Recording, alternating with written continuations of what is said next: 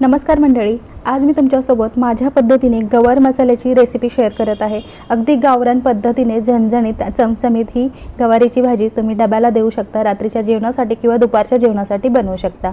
इथे मी गवारीच्या शेंगा घेतलेल्या आहेत, काही कवळ्या शेंगा आहेत तर काही थोड्या तयार झालेल्या शेंगा आहेत। तर त्याला आपल्याला अशा प्रकारे तोडून घ्यायचं आहे।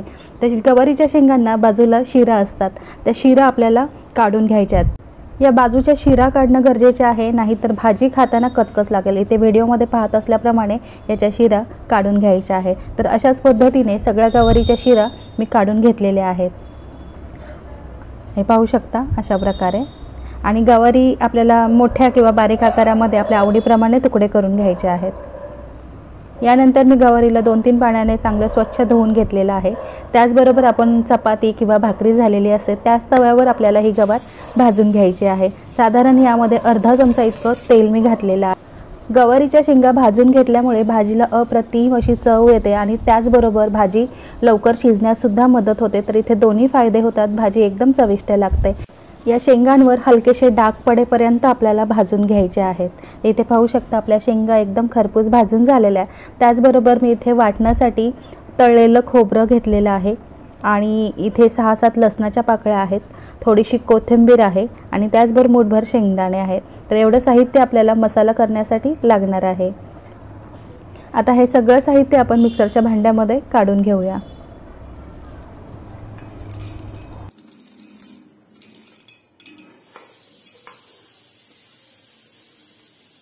हे सगळं साहित्य आपल्याला सुरुवातीला पाणी न घालता दरदरीत असं वाटून घ्यायचं आहे। यामुळे काय होईल, खोबरंही चांगलं वाटलं जाईल आणि थोडंसं मिक्स करून घ्यायचं आणि नंतर यामध्ये आपल्याला थोडंसं पाणी घालून मस्त याची मऊ पेस्ट करून घ्यायची आहे।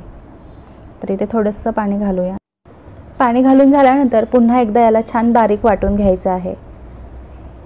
तर इथे पाहू शकता, इथे मी अशी मऊ अशी याची पेस्ट करून घेतलेलं आहे। आता भाजीसाठी हे आपलं वाटण तयार आहे। फोडणीसाठी गॅसवर एक कढई ठेवलेली आहे आणि त्यामध्ये आपल्याला साधारण 3 पळ्या इतकं तेल घालायचं आहे। किटलीमध्ये जी आपली छोटी पळी असते तिने मी 3 पळ्या इतकं तेल घातलेलं आहे। कढईमध्ये थोडंसं तेल पसरवून घेऊन तेल गरम झालं की यामध्ये अर्धा चमचा मोहरी आणि अर्धा चमचा जिरं घालायचं आहे। जिरं मोहरी छान खमंग फुटली किंवा फुलली की यामध्ये आपल्याला कढीपत्ता घालायचा आहे।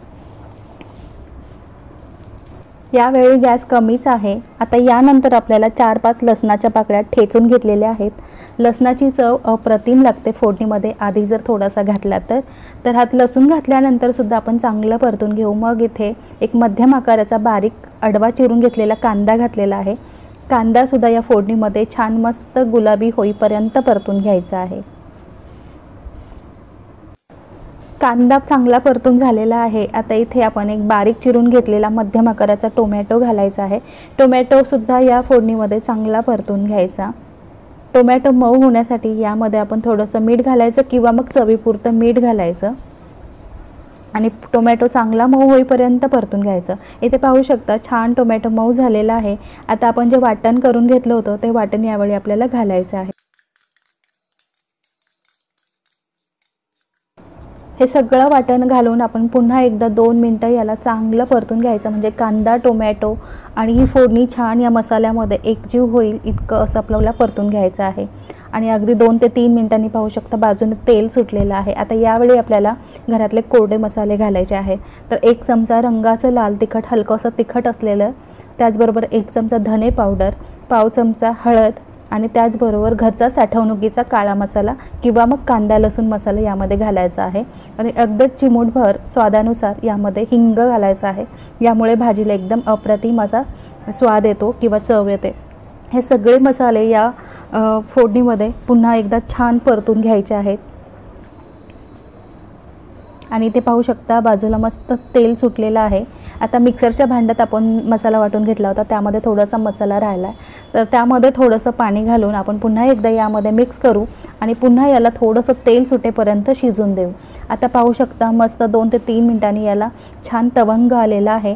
आता यावेळी काय करायचं आहे, आपण जी भाजून घेतलेली जी गवार आहे ती या मसाल्यामध्ये घालायची आहे। गवार घालून झाल्यानंतर पुन्हा एकदा या मसाल्यामध्ये 2-3 मिनिटं चांगली एकसंध होईपर्यंत परतून घ्यायची आहे आपल्याला।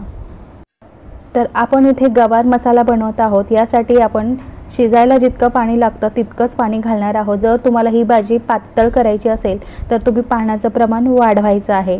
तर आपण इथे लपतपीत म्हणजे अगदी मसालेदार अशी भाजी करणार आहोत। त्यासाठी इथे मी एक तांब्याभर पाणी घातलेलं आहे आणि आता आपल्याला हे पाणी गवार शिजेपर्यंत थोडंसं आटवून घ्यायचं आहे। भाजी शिजण्यासाठी मी इथे कोमट पाण्याचा वापर केलेला आहे। तर यासाठी आपल्याला गरम किंवा कोमटच पाणी वापरायचं आहे, यामुळे आपल्या भाजीची चव बिघडत नाही। 4-5 मिनटं झाकण न ठेवता आणि 4-5 मिनटं झाकण ठेवून अशी ही गवारीची भाजी मी शिजवून घेतलेली आहे। आणि इथे पाहू शकता पाणी आटलेलं आहे, गवार शिजलेली आहे आणि मस्त अशी लपथपीत असा आपला गवार मसाला खाण्यासाठी तयार आहे। इथे पाहू शकता किती अप्रतिम असा दिसत आहे। तेलही छान सुटलेलं आहे, चमचमीत झालेली आहे। एकदा नक्की ट्राय करून बघा आणि रेसिपी आवडली असेल तर लाईक, शेअर, कमेंट आणि सबस्क्राईब जरूर करा।